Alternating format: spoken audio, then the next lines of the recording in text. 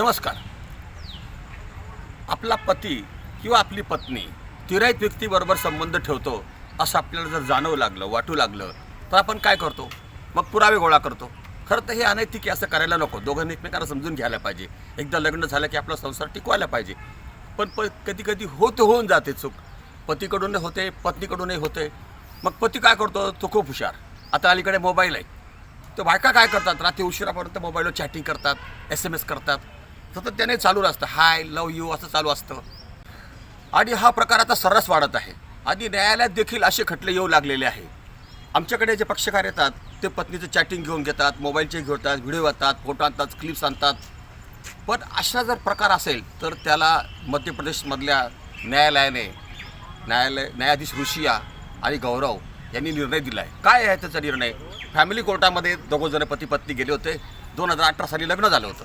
दोघं बरोबर राहत होते आणि पतीच्या असं लक्षात आलं की पत्नी कुणाबरोबर तरी चॅटिंग करते आहे.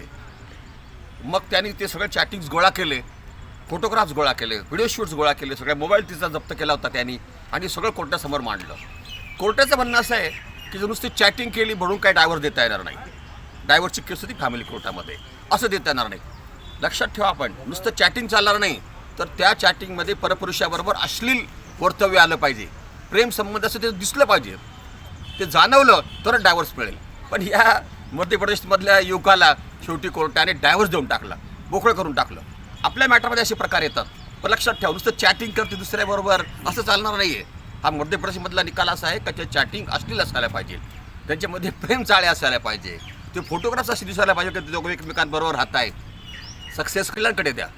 या मध्य प्रदेशच्या निकालामुळे आपल्याला डायव्हर्स मिळू शकतो. धन्यवाद. ॲडव्होकेट धर्मेंद्र चव्हाण या यूट्यूब चॅनलला सबस्क्राईब करायला विसरू नका.